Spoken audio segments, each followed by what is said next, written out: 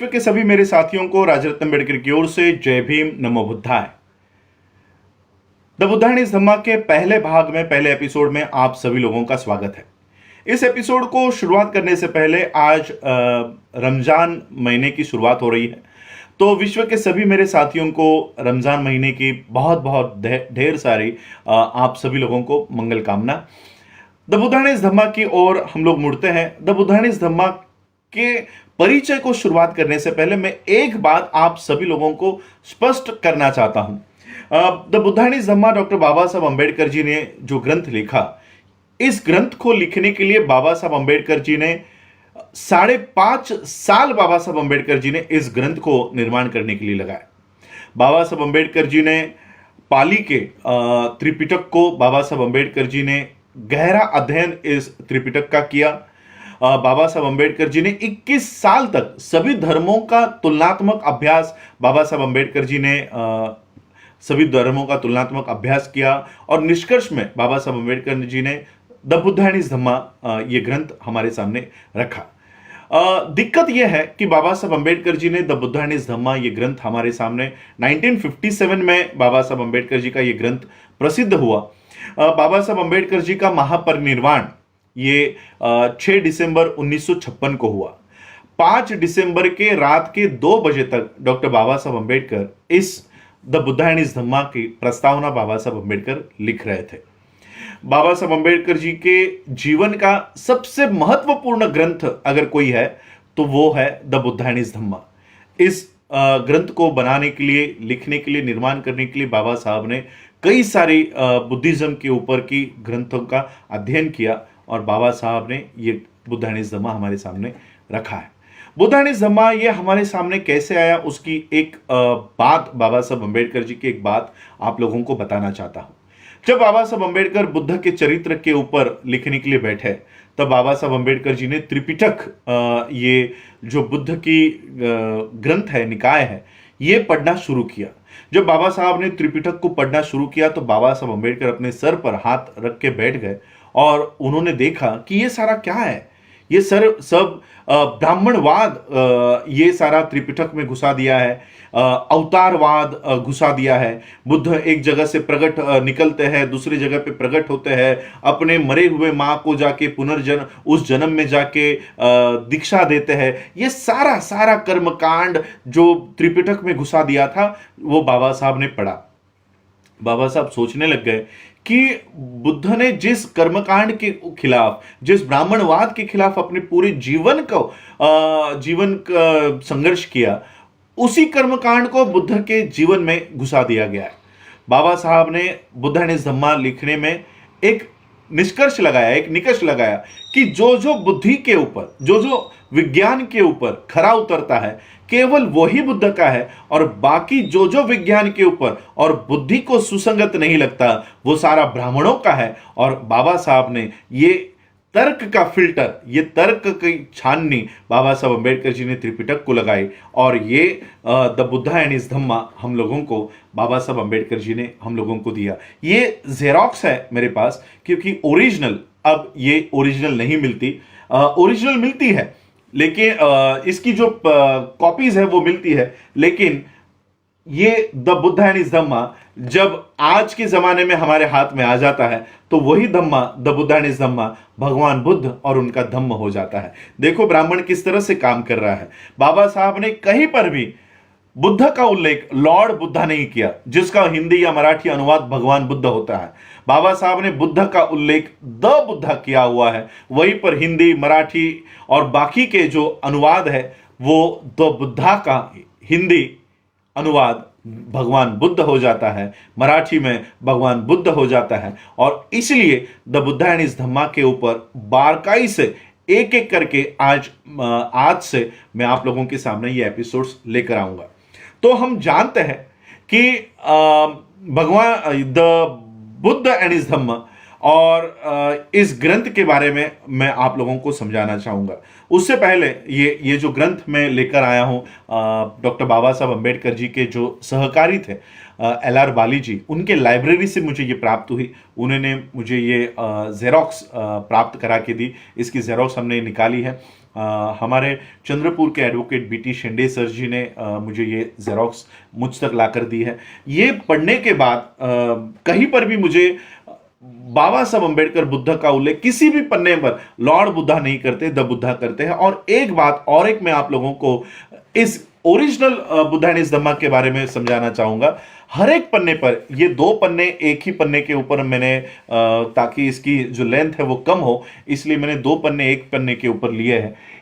हर एक पन्ने के ऊपर बाबा साहब अंबेडकर इस तरह का चिन्ह, ये इस तरह का चिन्ह जैसे एक शिक्षक अपने बच्चों को, अपने विद्यार्थियों को सिखा रहा है, उस तरह का, इस तरह का चिन्ह हर एक पन्ने के ऊपर बाबा साहब छापते हैं। और ये बुद्धा एंड हिज धम्मा आज मेरे पास तो सिर्फ एक प्रति है, लेकिन कुछ महीनों के बाद जैसे ये लॉकडाउन खत्म होता है, इसकी 1000 कॉपीज हम लोग फिर से छापेंगे और लोगों को ओरिजिनल स्वरूप में जो बाबा साहब ने बुद्धा एंड हिज धम्मा दिया है, ये फिर से लोगों के सामने लेकर आएंगे। इस तरह की जो किताबें हैं जो बुद्ध को भगवान बताने का काम करते हैं, इस तरह की जो किताबें हैं, ये हिंदी किताब है, ये मराठी किताब है और ये ओरिजिनल किताब है, मैं एट ए टाइम तीनों कॉपीज पढ़ रहा हूं ताकि ये पता कर सकूं कि मराठी और हिंदी में अनुवाद करते समय किन किन चीज़ों को बदला गया है, किस तरह से षड्यंत्र किया गया है। और काफ़ी षड्यंत्र ये प्रकाशनों के माध्यम से हमारे सामने किया गया है। तो ये सारी बातों को थोड़ी देर साइड में रखते हुए मैं आप लोगों को बताना चाहूँगा कि बाबा साहब अम्बेडकर जी ने द बुद्धा एंड हिज धम्मा का जो परिचय लिखा, बाबा साहब अम्बेडकर जी अपनी आखिरी सांस तक, क्योंकि 5 दिसंबर 1956 की रात की जो नींद बाबा साहब अम्बेडकर जी को लगी, वो हमेशा के लिए फिर बाबा साहब अम्बेडकर जी की वो नींद से बाबा साहब कभी उठ नहीं पाए। वो आखिरी दिन बाबा साहब अम्बेडकर जी का था और आखिरी दिन तक बाबा साहब अम्बेडकर अपने परिवार की विल नहीं बना रहे थे। अपने परिवार को, अपनी संपत्ति किस किस को क्या क्या देना है, इसके ऊपर बाबा साहब अम्बेडकर काम नहीं कर रहे थे। तो मेरा समाज, मेरे अनुयायी, मेरे बाद जिस व्यवस्था को, जिस एक नई व्यवस्था को मैंने मेरे समाज को दे दिया है, उस समाज के लोग किस तरह से बुद्ध का पालन करेंगे, बुद्ध धम्म का पालन करेंगे, उसके लिए बाबा साहब अम्बेडकर ये बुद्धा एंड हिज धम्मा बाबा साहब अम्बेडकर लिख रहे थे, बना रहे थे, ताकि मेरे बाद मेरा समाज एक अच्छे मार्ग पे चले। और वो मार्ग क्या है, उसका पूरी एक एक एपिसोड्स में हम आपके सामने लेकर आएंगे। तो सबसे पहले शुरुआत करते हैं परिचय को लेकर। बाबा साहब अम्बेडकर बुद्धा एंड हिज धम्मा का परिचय लिखते हैं और परिचय में बाबा साहब अम्बेडकर लिखते हैं कि एक बहुत बड़ा वर्ग भारत के लोगों में, एक बहुत बड़े वर्ग के लोगों में ये भावना निर्माण हो रही है और बुद्ध के प्रति उनकी जो आस्था है, उनकी जो इंटरेस्ट है, ये बढ़ते जा रहा है। और उनकी एक मांग है कि बुद्ध का जीवन और बुद्ध की शिक्षाओं के ऊपर एक कथन करने वाली, एक उनकी जीवन को सामने लाने वाली, सुसंगत तरीके से सामने लाने वाली एक ग्रंथ हमारे पास होना चाहिए। बाबा साहब लिखते हैं कि किसी भी अबौद्ध को, जो बौद्ध नहीं है, उसको बुद्ध के जीवन के ऊपर और बुद्ध के शिक्षाओं के ऊपर लिख पाना यह बहुत कठिन काम है। निकायों में जो निकाय बुद्ध के हमारे सामने है, उसको अगर हम पढ़ते हैं तो बुद्ध का जीवन, बुद्ध की शिक्षाओं को सुसंगत तरीके से रख पाना यह बहुत कठिन काम है। बाबा साहब अम्बेडकर आगे चल के लिखते हैं, उसी परिचय में, इंट्रोडक्शन में लिखते हैं कि संसार में जितने भी धर्म हैं, उन धर्मों के संस्थापकों में बुद्ध का धम्म ही ऐसा है और बुद्ध ही एक में वैसे व्यक्ति है कि जिनके जीवन को और जिनकी शिक्षाओं को आसान तरीके से रख पाना यह बहुत बड़ी समस्या है। बाबा साहब अम्बेडकर दूसरी तरफ विश्व के सभी लोगों को, बौद्धों को, इन समस्याओं के ऊपर चर्चा करने के लिए प्रेरित करते हैं कि क्या यह हमारा कर्तव्य नहीं है कि इन समस्याओं को दूर किया जाए, इन समस्याओं के ऊपर चर्चा की जाए। और वो समस्या क्या है, यह Baba Saheb Ambedkar the Buddha and his Dhamma के इस ग्रंथ में विश्व के लोगों के सामने लेकर आते हैं। यह जो बुद्धा एंड हिज धम्मा है, यह कोई ब्राह्मणों जैसा पठन करने वाला ग्रंथ नहीं है। यह उन 4 समस्याओं के ऊपर बात करने वाला यह ग्रंथ बाबा साहब अम्बेडकर जी ने विश्व के लोगों के सामने दिया।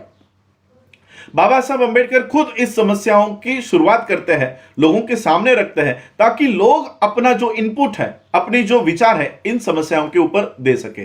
पहली समस्या बाबा साहब रखते हैं कि पहली समस्या बुद्ध के बारे में यह है कि उनके प्रवर्जा लेने में जो बातें बताई गई है, सबसे पहली समस्या तो यह है, बुद्ध ने जो प्रवर्जा ली है वो कहा जाता है, पारंपरिक उत्तर है कि बुद्ध ने एक बूढ़े व्यक्ति को देखा, एक रोगी को देखा और एक मृतक की लाश को देखा, और यह सब देखने के बाद उन्होंने प्रवर्जा धारण की। बाबा साहब कहते हैं कि यह कैसे मुमकिन है कि 29 साल के आयु में सिद्धार्थ ने कभी भी यह दृश्य नहीं देखा होगा। बाबा साहब कहते हैं मैं यह मानने के लिए तैयार नहीं हूं। यह बुद्ध के जीवन की एक सबसे पहली समस्या है, जिसका उत्तर बाबा साहब अंबेडकर जी ने इस ग्रंथ में दिया है। क्या वाकई में बुद्ध ने इसलिए सिद्धार्थ ने प्रवर्जा इसलिए धारण की क्योंकि उन्होंने ये दृश्य देखे थे? दूसरी समस्या है 4 आर्य सत्यों के बारे में।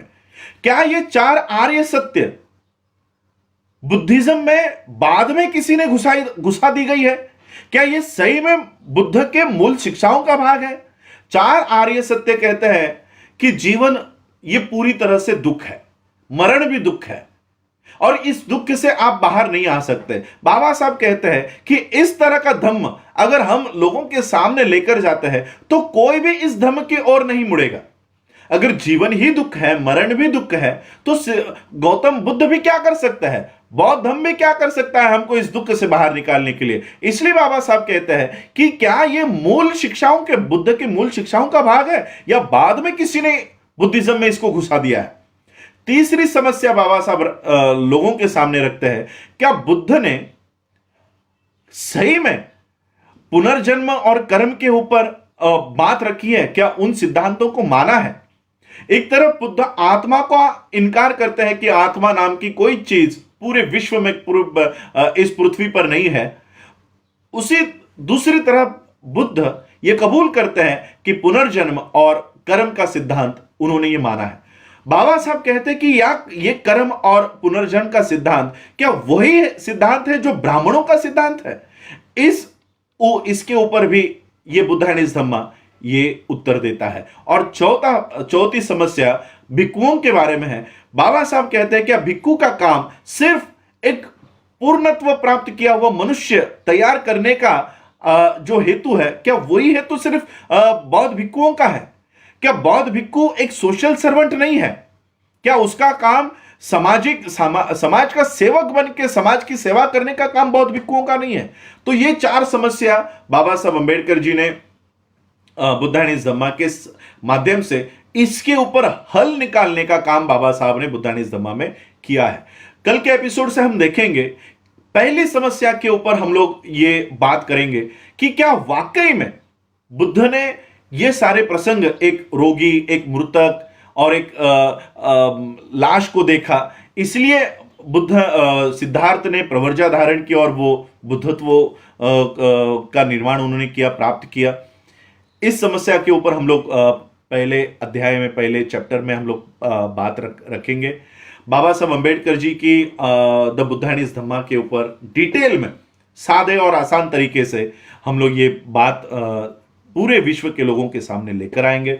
जिस तरह से आप लोगों ने द अनटोल्ड अंबेडकर के भागों को सराहा, ज़्यादा से ज़्यादा लोगों तक आप लेकर गए, मैं चाहता हूं कि बाबा साहब अंबेडकर जी के जीवन का सबसे महत्वपूर्ण अंग बौद्ध धम्म को एक आसान और सरल तरीके के माध्यम से लोगों के सामने आप लोग मेरे इस एपिसोड्स के माध्यम से आप लोग लेकर जाए।